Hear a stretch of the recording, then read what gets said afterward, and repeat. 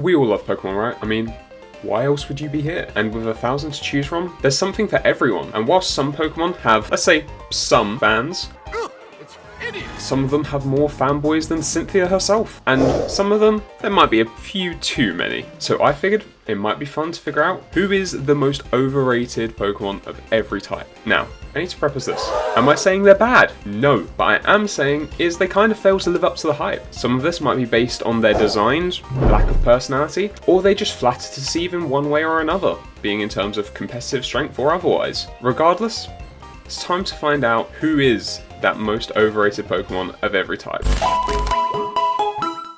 Kicking it off with the normal type, we have Snorlax. Don't get me wrong, I love this Pokemon. It was just a pretty difficult time trying to settle on what could be considered the most overrated from the normal type, because a pretty significant portion of them are what you might call dex fillers, like the regional rodents like Rattata, or basic mammals like Tauros that just aren't enormously popular. There aren't too many fan favourites outside of Eevee really, who has very valid reasons for being popular. It's cute, and due to its supposed unstable DNA, it has 8 fan favourite evolutions. There's something for everyone. Outside of a few cool regional birds like Staraptor or Swellow, or some meme mons like Bidoof and Lechonk, there aren't too many options that I might consider for being overrated. That's why I was left with Snorlax. I like him, like I say, I own a Snorlax hoodie. But at the end of the day, it's just a big lazy bear who was designed to be a literal roadblock on your adventure. It's hardly the most inspired design. Despite being pretty strong with an impressive 540 base stat total, it only has 30 speed, meaning that I can't lie, I've dropped it from most of my playthrough teams just because I can't outspeed anything and it drags out these boring AI battles way too much. And when you consider it's that slow, it's pretty much just a sitting duck against anything with fighting type coverage. I am that duck! I feel like I'd be remiss if I also didn't mention that a lot of this popularity that it does have probably just comes back to the fact that it's a Gen 1 Pokemon and is just massively inflated by nostalgia. It still feels pretty weird. You consider it's probably the second most popular normal type with such a simple design it has. Next up is the ground type, which, believe it or not, seems to be one of the most popular amongst the franchise. A lot of people consider it to be their favourite. There's so much love for an absurd amount of these Pokemon, such as Garchomp, Flygon, and the Crocodile line, each of which could be considered somewhat overrated. Yeah, I think they're all pretty deserved. Garchomp is one of the best designed pseudo-legendaries, who serves as the ace for one of the most revered champions. Flygon is, well, Flygon. Everybody loves the little dragon fly thing that is probably the most desired Mega Evolution we haven't received. And then we have Crocodile. Quite frankly, could have been on here because I think its design is weaker than its pre-evos. But it is very strong, having access to 2 of the best abilities out there, with Moxie and allowing it to become an absolute sweeper once it gets going, and also Intimidate, one of, if not the best competitive ability ever designed. Plus it has the Squirtle Squad bonus for its appearance in the anime where it gets the sunglasses. It gets a bit of aura points for that, so it can stay, even if its nose looks like a, well, you know. So, who is the most overrated if all these are off the shelf? Another design I find unbearable, Ursaluna. I completely understand that it is an absolute force to be reckoned with in competitive. Pair it with a Trick Room strategy and this thing becomes an unstoppable sweeper due to its, quite frankly, absurd 140 attack stat. But for me personally, that isn't enough to get over the design. I just really dislike the thing. I appreciate that Ursaring needed an evolution, but I shouldn't let people cloud their vision on what is, quite frankly, a poor design. It's just an Ursaring if it became slightly more savage and covered in mud. That's about it. You can only obtain it via the peak block in PLA, making it pretty inaccessible within the main game still. I'm sure this is something they'll address in the future, but without the ability to use it consistently on a playthrough as well, this thing just doesn't really show me a whole lot of reasons why it is as popular as it is. So, it had to be on the list, unfortunately. Next up is perhaps one of my hottest takes, because for Poison, whilst I almost went for Clodsire, as the big derp stole the hearts of so many fans since being introduced in Gen 9, sure it has some of the same energy that Quagsire has, just uglier. Ultimately, I decided that it wasn't loved enough in order to be considered the most overrated. So instead, I went for one of the most beloved and iconic Pokemon in the entire franchise, that being Gengar. Okay, hear me out. Yet again, may I point out the nuance of this list. I am not saying these Pokemon are bad. I'm simply saying they are overrated. Gengar is totally fine as a Pokemon, and in fact I quite like it. The Pokemon has bucket loads of mischievous personality, and it's our original Ghost type line. But recently, one of my friends said to me that he prefers Haunter, and I'm starting to come around to the idea. I actually think that Haunter might actually be a better design than Gengar, because when it turns into Gengar, it comes sort of... Most people are going to get completely lost when I say this, but he looks like the Blackcurrant man. Gengar is by far and away the most popular Poison-type Pokemon, yet from a design standpoint, it doesn't make a substantial upgrade upon its pre-evolution. So, even though it's beloved by Ribena fans all over the world, I don't have much choice but to say it's probably the most overrated Poison-type we have.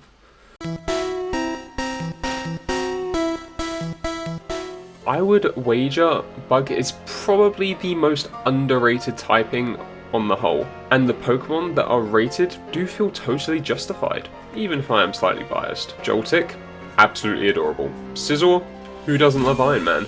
Buzzwole is a total badass. I'm drawn to a few that might be considered overrated. First off, starting with the Kanto Pokemon Butterfree.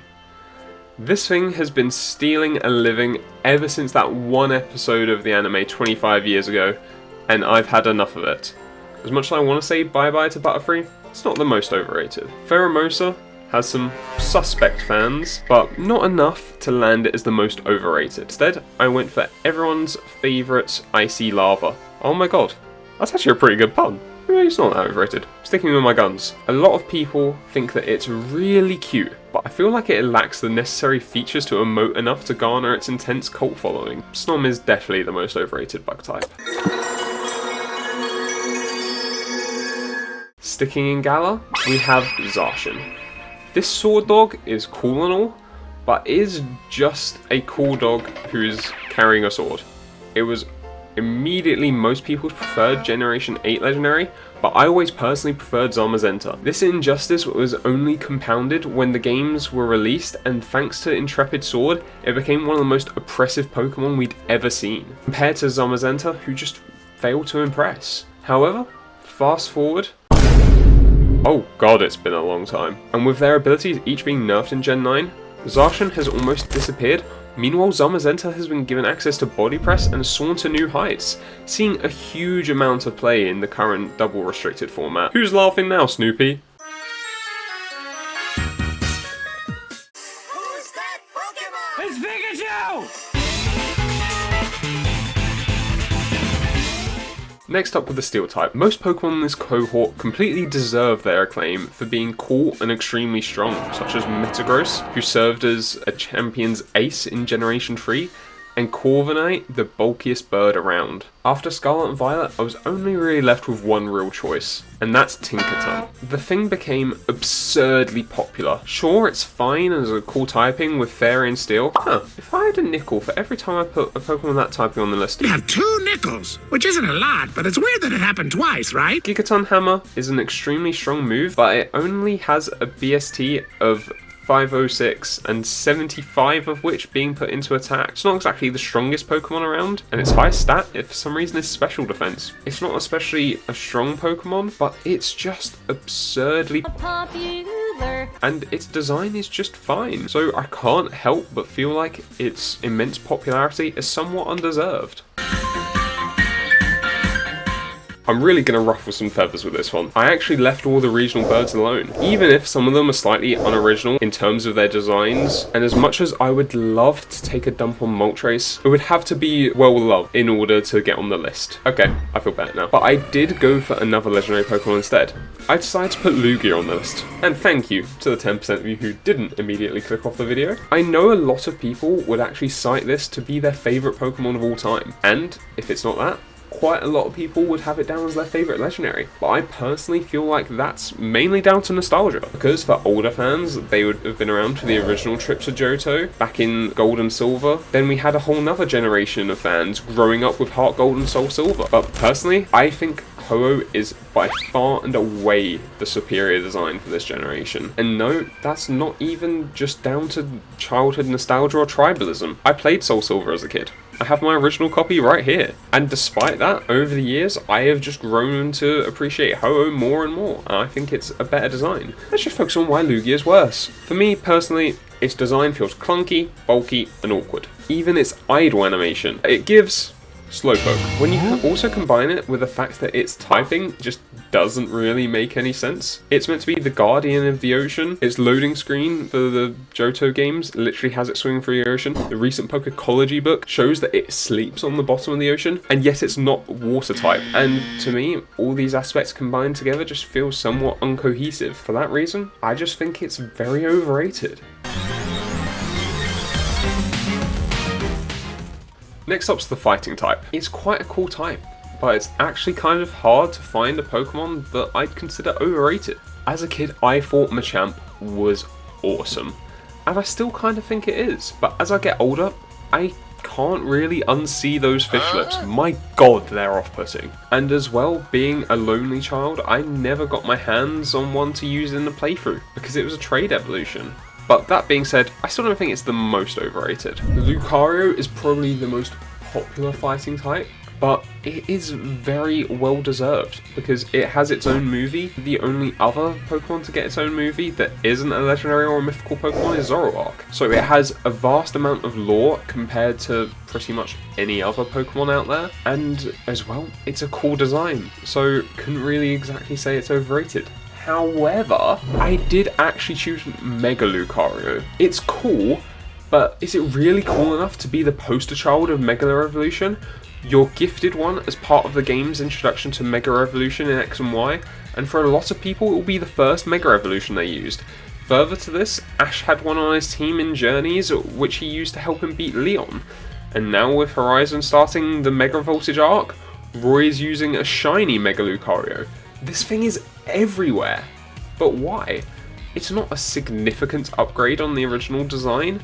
I just find it bizarre that it would be used as the poster child for such a beloved gimmick. Meant to all be about making these extreme versions of Pokemon, considering that I don't personally feel like it builds too much on the original design. He gets a coat and some dreadlocks. I think Mega Lucario's cool, but I have to say, I think the Pokemon Company has built their house using the wrong Mega Box.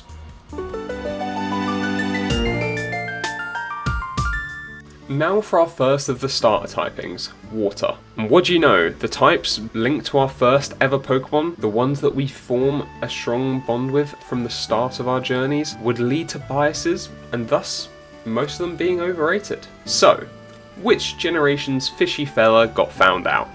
Let's start with a process of elimination. Gen 7, 8 and 9 are off the table because, let's face it, most fans were disappointed by each of these final stages with Primarina, Inteleon and Quaquaval. Damn, I didn't realise Water had this tough of a streak. Woof. You might have a bit of an argument that Gen 1ers have overpopularised Squirtle and Blastoise, but I personally think Squirtle is the best Gen 1 Pokemon, so I wouldn't say it's that overrated. Meanwhile, Feraligatr and Swampert are both really strong designs, so their love is well deserved. In fact, I would even go as far to say that Empoleon is underrated as opposed to overrated, because it's usually overshadowed by both Infernape and Torterra.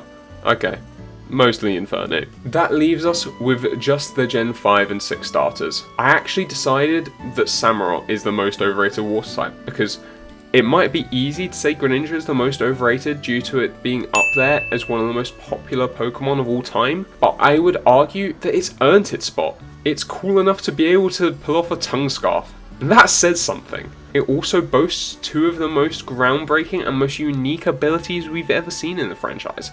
First off with Protean. This allowed it to change its type based off the last move it used. Not only is this awesome, but prior to being nerfed to only one activation per switch in Gen 9, it was totally busted. Terrors show how powerful changing types are defensively, as well as getting stab on all these different coverage moves. Then it also got Battle Bond in Gen 7 as a tie-in with the anime, where we got to see Ash Greninja, perhaps taking Infernape's mantle of Ash's second most iconic Pokemon. Functionally, it was a better Moxie, but it would get this one-of-a-kind transformation. Unfortunately, this part has been retconned, even in the anime. But it was fun while it lasted. And for all these reasons, I just can't call it overrated. Meanwhile, we have Samurott.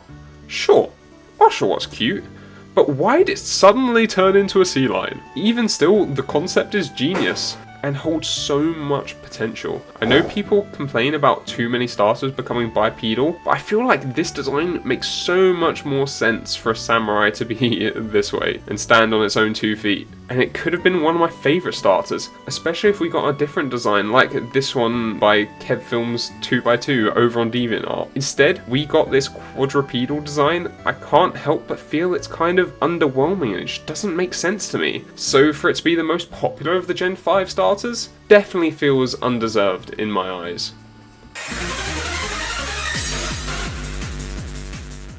Right, time for the pitchforks to come out. Due to my own biases, I refused to allow Zoroark or Darkrai anywhere near this list. And instead, I went for Umbreon. This is undoubtedly the most popular evolution by a long shot. All you have to do is take a look at those ungodly prices commanded by its cards in the trading card game to work this out. It's far from a bad design, but I would probably only have it as my 3rd or even 4th on the list of evolutions. I'm a far bigger fan of both Sylveon and Glaceon, with it being a toss-up with Leafeon for the 3rd spot. So for it to be as insanely popular as it is, I personally feel like it's overrated.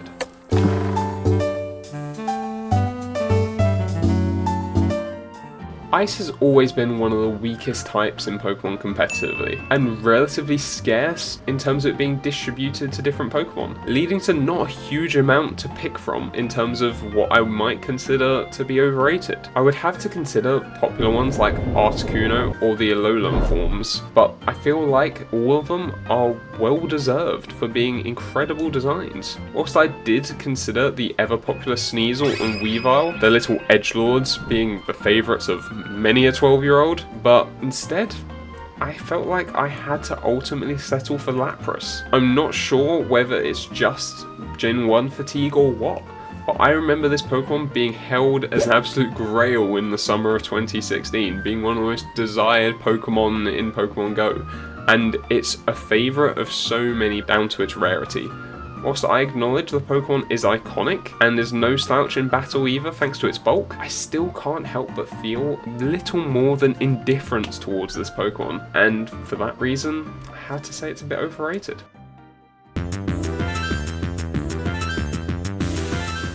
Next up is one of the coolest typings in the whole franchise. These Pokemon were exalted for many generations, only being given to a single line in Generation 1 before proliferating to a wider amount of Pokemon in the modern day, stretching from the original Dragonite, even if Dragonair is better, as well as other iconic pseudos like Salamence and the infamous Garchomp. Most of them are ferocious and revered creatures, but some of them are Goodra.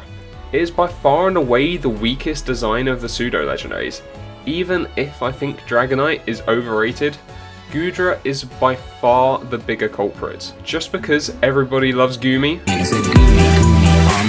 it's a big goopy slug dragon. I get that it's something a bit different and they tried it, but I want power and aura from my pseudo-legendaries, not slimy hugs. I don't see how this Pokemon is quite as popular as it is. Grass is perhaps the least popular of the big three on the whole, usually being the underrated pick of the bunch. My precious. Outside of 2 generations where I'd argue they're the most popular of their trios. That of course being the recent Sprigatito line, with even Florigato the mid-stage being absurdly popular. You know people love their cats. And the other one being what I ended up settling on, with Sceptile. Many people grew up with the Hoenn games and the anime. When you consider it is the mascot of one of the biggest Poketubers on the platform, and a favourite of another one of the biggest Poketubers on the platform.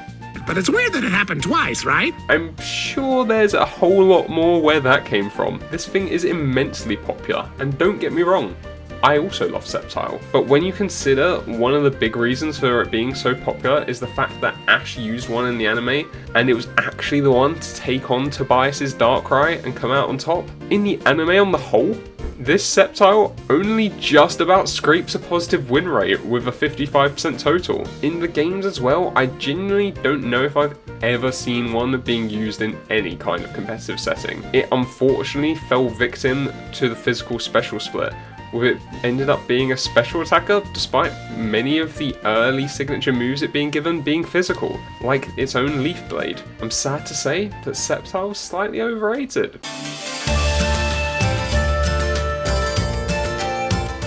Now for the rock type. I'm gonna leave it short and sweet because, to be honest, I really struggle to find a rock type that I would consider overrated, with many popular ones like Tyrantrum, Lycanroc, Garganacl, and even Terrakion being very well deserved. Now that might be for various reasons.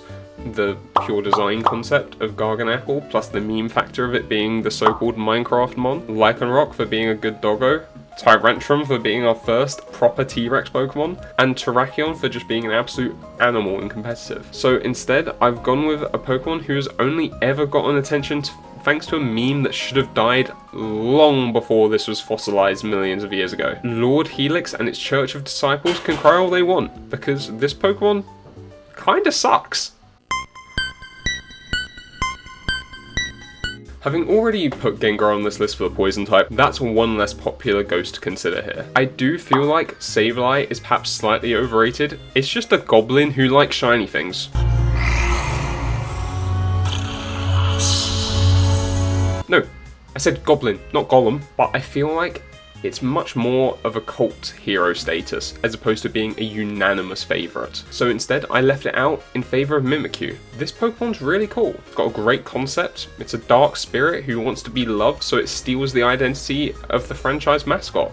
It's pretty clever. I see why a lot of people enjoy this Pokemon. It even has a unique ability with disguise, and an interesting typing to boot with Ghost Fairy. When all is said and done, it's a Pikachu made out of bedsheets. Is that really enough to justify it ranking 3rd place in 2020's official Pokemon of the Year vote? I'm not too sure.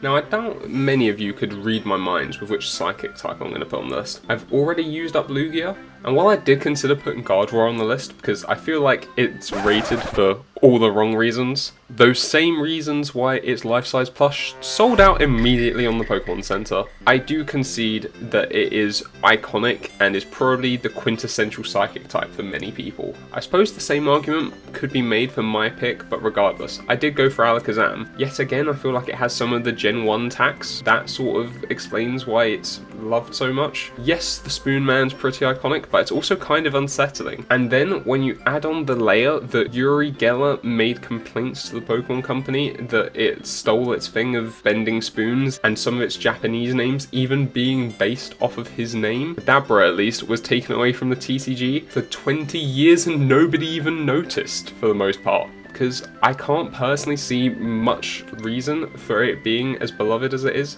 beyond, well, Spoon.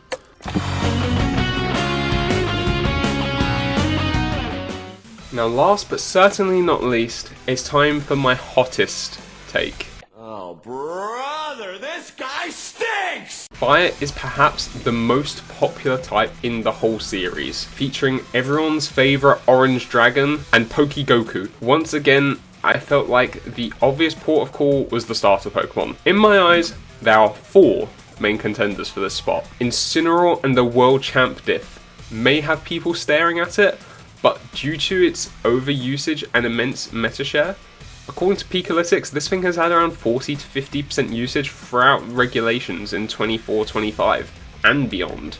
But this popularity is because it's one of the best doubles Pokemon of all time. So safe to say, this thing is completely justified. Next up is the most popular Pokemon of all time, Charizard. It's impossible for it not to be overrated when you consider this. And anybody who's seen my videos in the past will know I fully stand by this fact. I don't think that it's as peak as everyone makes out. It's a bit of a fat orange dragon. It's cool, but it's just a fire-breathing dragon. We've got plenty of those. But with it being as iconic as it is, and as expensive as it is in many cases, I can't say it's the most overrated fire type. Single man, reveal yourself. Next up's Infernape. This Sinnoh starter, who was my first ever, surged to popularity after starring as one of the only viable fire types in Diamond and Pearl. When he was introduced as the heir to Charmander from the original series, having its own character arc in the anime after being abandoned by Paul, culminating in it managing to harness its blaze ability against him when it grows up into an Infernape, it makes it one of Ash's most iconic Pokemon ever. So, even if it's an absolute fan favourite, it has well-earned reasons. So, what did I end up choosing in the end? I went back to before I was born to find the starter from Johto, Typhlosion. Now, it may not be as popular as the Pokemon I've just mentioned, but just like I said with Lugia earlier, the Gen 2 nostalgia still hits hard. This Honey Badger is still so popular, but it's just a big lanky mammal that lacks the personality other than its little fire scarf, which they even took away in the 3D model. Without its fire, this thing is nothing. I fail to see how it's quite as popular as it is, outside of pure nostalgia, because I think it's probably my least favourite of all the fire starters. So I have to say it's the most overrated. But the real question is, out of this entire list, who do I think is the most overrated Pokemon on the whole? And for that, I had to go with Lugia. Not only is it just a vastly popular design that many would list amongst their favourites, thanks to nostalgia, etc., and its box art status actually kind of works against it here. I feel like the sort of Pokemon it's competing with here completely outclass it. I feel like it really lacks the level of aura it needs for the mantle of a box art legendary.